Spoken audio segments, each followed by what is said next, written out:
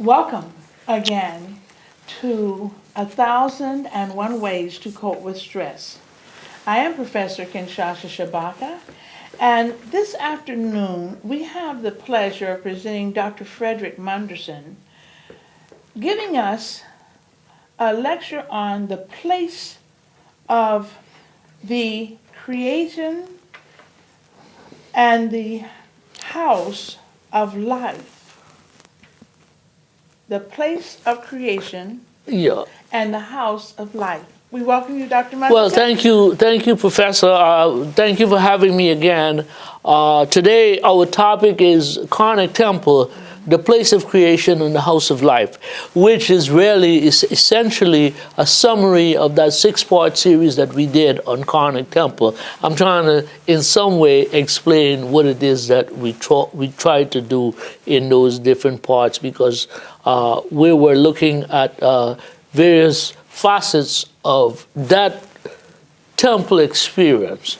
Karnak Temple in Upper Egypt is as you know, it gained prominence in the Middle and the New Kingdom, essentially from about 2000 BC to about 500 BC. But there were subsequent buildings after that time. So in duration, the temple is thought to have taken 2,000 years to be built, and it's been called vegetative construction. That is to say, it grew over the years, not as a single temple, but a temple in transition as various pharaohs added to the original plan in praise of their God, their deity, who they felt had brought fame and fortune to them. And they, in return, created the peace and security that was necessary in order to invite divinity from the heavens to come and dwell within them. Okay, so Karnak Temple is the embodiment of the Egyptian religion and the principles of its belief system and the activities of its divinities. In the countries of Egypt's geography, the light of the sun has played a crucial role not only in the agricultural bounty, but in the formation of the theological and religious ideas from the earliest times. While some have called the sun this sun worship, the glow of light that emanates therefrom is akin to the same kind of halo that characterized many holy men in the religious beliefs of other peoples. A credible argument is that the religion of Egypt sprang from an interpretation of nature similar to other African belief systems across the continent. Seeking to solve the mystery of life, the earliest Nile inhabitants, especially after the inundation of the river, the land emerged and greenery began to appear. They saw life being born. It is that moment of when the female brings the new life into the world. You see it occurring there, and this is what a sort of a carbon copy that antedated our present experience. Thus, the waters of the Nile, similar to where the god first emerged, on the first occasion, and the sun as a dynamo bringing life, this helped shape their religious beliefs. In his essays on ancient Egyptian studies, Dr. Jacob Carruthers, in the University of Sankora Press, 1984, and again in 1992, pages 58 to 66, explained the coming into being, the Kamite conception of creation. We began this discussion dealing with the cosmological, the epistemological, and esoteric significance of the temple in the first section. In order to explain this even further, we must go deep into the consciousness of our ancestors. We have to recall that we had visited this idea before. Now, remember, order did not come out of chaos or disorder. There was a prior ordered universe called Nun, the primeval father, out of which this universe and subsequently everything was created on the first occasion, where the God emerged from the forest at creation. You see, when you go to Karnak Temple and you enter the hypostyle hall, Dr. Ben has said that you need to visit that hall 6 times to understand what it is you're looking at. That represents that forest of creation, where, and it's interesting because it stands right next to the Holy of Holies. So the God emerged from the forest of creation, that ticket, and then move into his sanctuary next door. Again, the Creator did not emerge from chaos and disorder, but from that order within Nun itself. This African cosmological and theological experience, Jacob Carruthers identified as 4 principles. The personification of the primeval area from which the God was born. The personification of infinity, the whole notion that as we look out into the heavens on a very, very, very clear day, and you have to go somewhere distant from a New York environment, and you see the billions and the trillions of stars that are out there, that's infinity. And these Africans were able to conceptualize the significance of that great distance. The personification of darkness, what happens at night, and the role of the light, the stars as light. You know, it's interesting, and as an aside, in the argument about who the ancient Egyptians were, and the falsity propounded that they were Europeans, they were Caucasians, they were white, but there were no white evidence of white. So the argument held that they were red white men, and well, they were white men. And then next thing we knew that they were black white men. So like, we don't know which white men. I was someplace and this lady called me uncle, you know, and I said to her, you know, I have so many nieces and nephews, I don't know which one. Who are you? And then she said, she changed the name and called me something like sweet man or sweet boy or whatever. So we don't know which one of the will appear. But Brush Bay said that the Egyptian painted himself red to be illuminated in the darkness of the heavens as he traveled to the judgment in the hall of African judgment, where Osiris sat and held court with the 42 judges who judged the afterlife and determined whether the individual should be destroyed, die a second death, or be given eternal life in the heavenly abode where the gods dwelt. And the personification of the unknown. So we argue that the act of creation was not an arbitrary act, but an ordered phenomenon of creative purpose. The source of the beginning. For those people, and yourself included, who have been to Egypt, beside the sacred lake is a sacred scarab.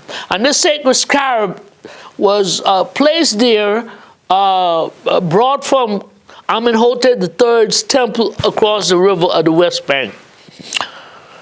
This beetle is a symbol of creation. By that we mean, after the inundation of the Nile, the waters had covered the land, and as the water began to recede, the land slowly began to emerge. And as the land emerged, the beetle was the first thing that they saw, thousands of them. And they were pushing their dung. And philosophically, intellectually, cosmologically, epistemologically, the Africans conceptualize the notion that this is life appearing. So this is the foundation. So they saw the beetle as bringing, and in their conceptualization of movement across the heaven, they saw the same beetle as pushing the sun across the heavens.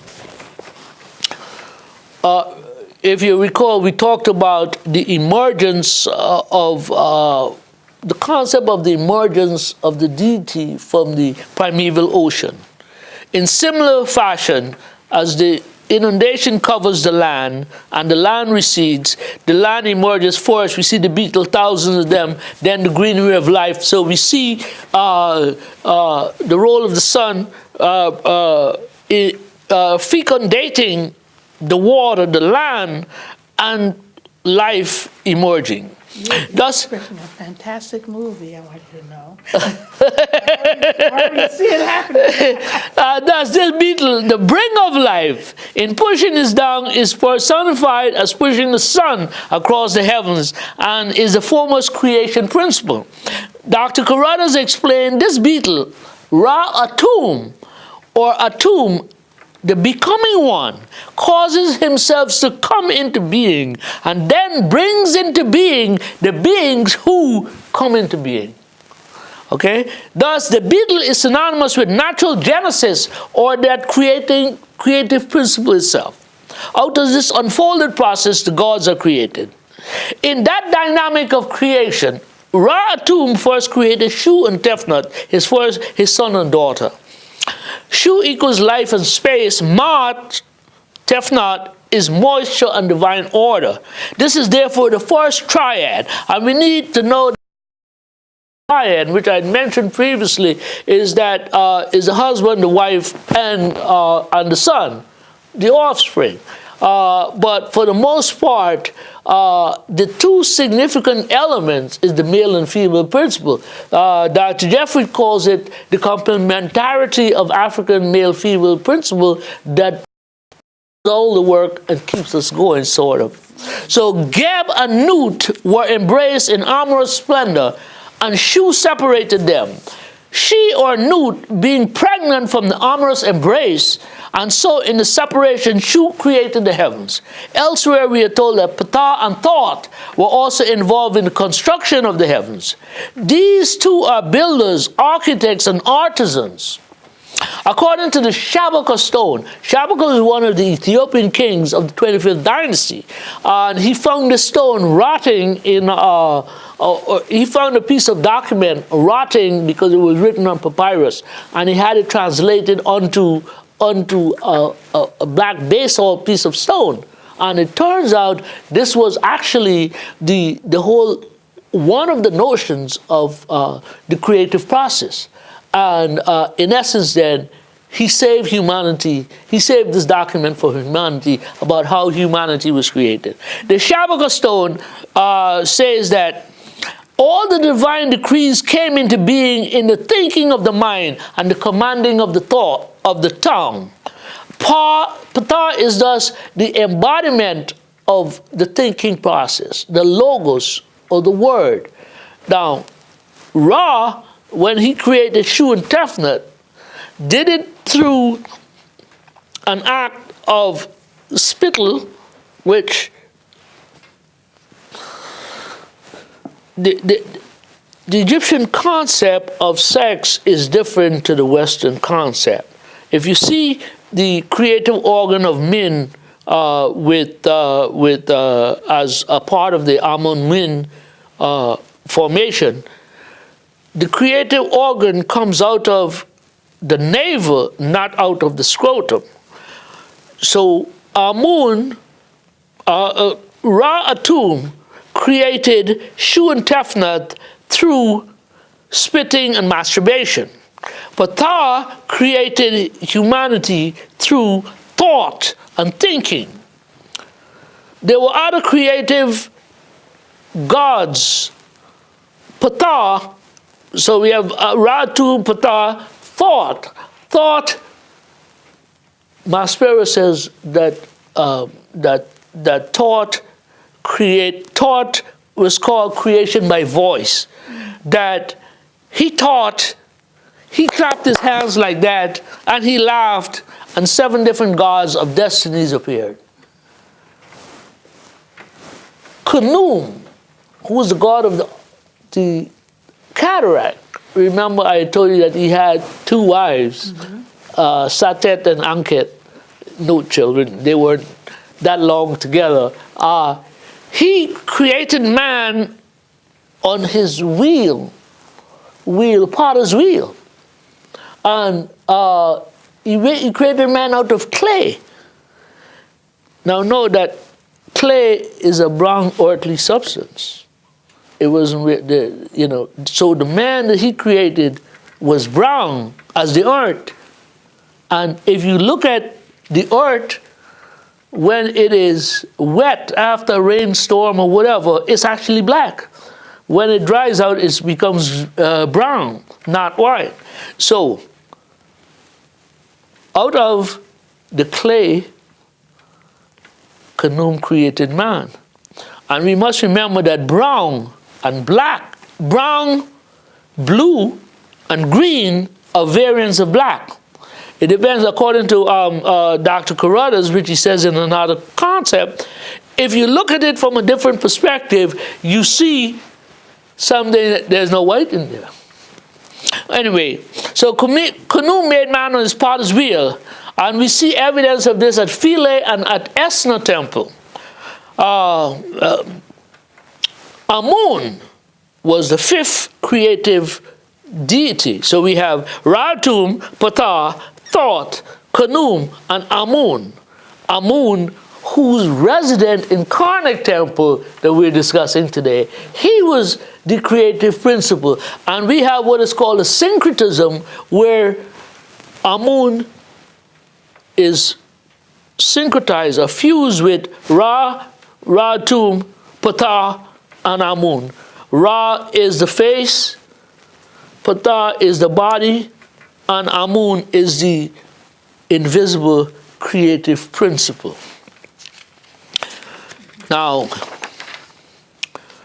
Amun, this breadth is the difference between, so I have here now, just pardon me as so Amun, the one who is unknown, but who supplies the one thing that creates the creation, which is the breath of life. If there's no breath of life, that is blown into the nostrils of man. This breath is the difference between life and not life. It symbolizes the vital force or the car. Now, you look at the body in the coffin, it is devoid of life.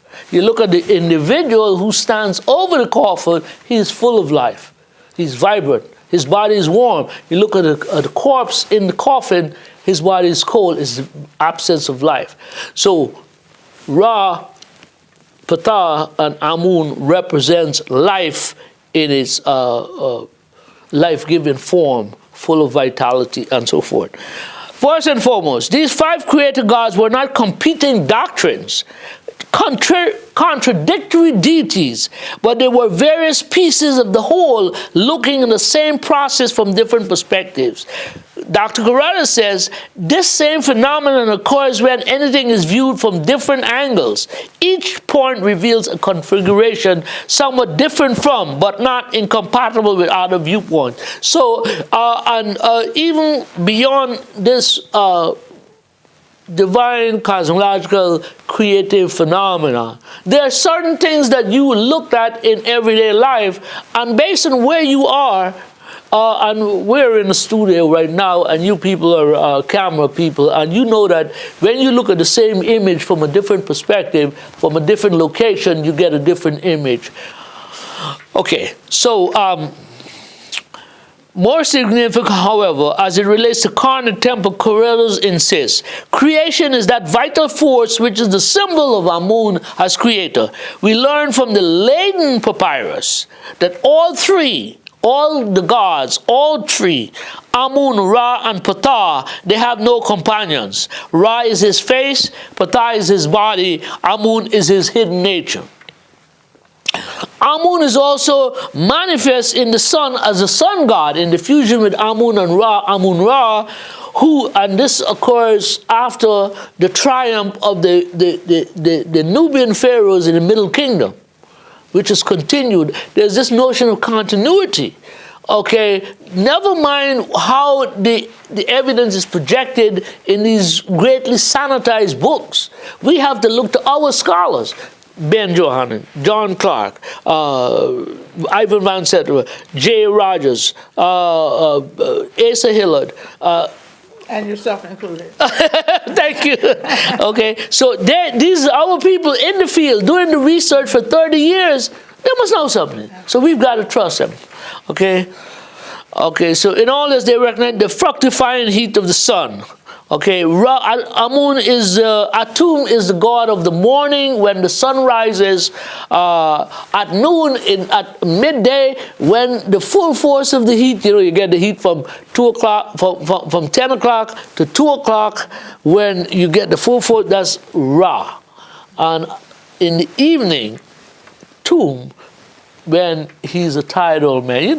At the end of December 31st, they show you the image of the Nile of the year. He's an old man, and he's about to be succeeded by the babe of the new year, who is ready to, and I guess around, we're in March now, so in March he's a teenager getting ready to be all that he can be. So in this, they're recognizing the fructifying heat of the sun, the principle that brings life and so forth. The Egyptians look to the east from where the sun god is born, where he does his lustration, that is, he takes his bath, he has his toilet, he eats his dinner, his breakfast, and he sets out to arrive at sunup on the day on the early morning. The sun, we say at 7 o'clock, the sun is rising. The sun has been up since about 4. Right? He has his bath. He has his breakfast. He's dressed, perfumed, rouged, and so forth. Slapped on the bottom, say, okay. So that when you wake up, he's already ready to do his job of crossing the heavens and bringing life to humanity.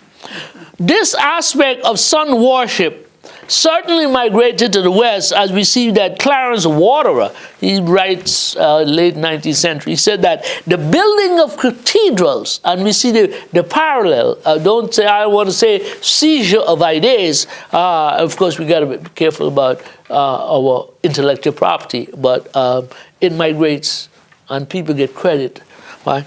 The building of cathedrals and churches to the east, the turning towards the east when the creed is recited, the custom of burying that still persists with the feet of the body towards the same quarter. The belief is at the second coming, Jesus will appear from the east, and all remnants of a past call. So this concept of looking to the east where the sun came from is African in conception. So we must be mindful. The daily illustration of the God on earth was the same as was done. The daily illustration of the God on the king on earth is the same as what was done to the God in heaven. The king has to get up in the morning. He has to be given his bath. He has to be dressed. He has to be fed. Then he has to be commanded or on his own volition enter the temple to perform the ceremony. On the West Bank, where the mortuary temples of the kings were located, the king was thought to be achieve divinity status. He was God on earth, but he was a true God when he died and he went to heaven. So he created a temple to be worshipped in. It's called the mortuary temple. There were really three principal types of temple. There's the God temple where the God is worshipped, generally on the East Bank. On the West Bank is a mortuary temple, the temple of the king, where sometimes the king, if he lived long enough, he's worshipped alive as a god. But when he dies, he's worshipped as a god of the dead. Most of the West Bank mortuary temple has a palace right next door, and there are surviving images showing the king leaving the palace to enter into the temple, his temple.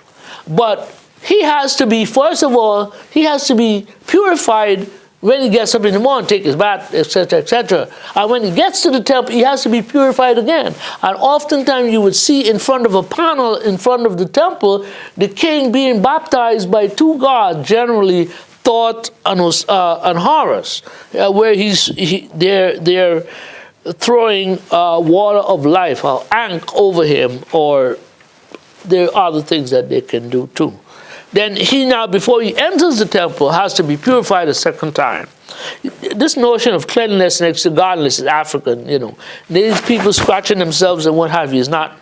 Okay, so once he is now baptized and he's cleansed and purified, the temple itself has to be purified. It has to be purified by incense, and it has to be purified through the sprinkling of holy water and so forth. When it is sprinkled or incense, the temple itself comes to life.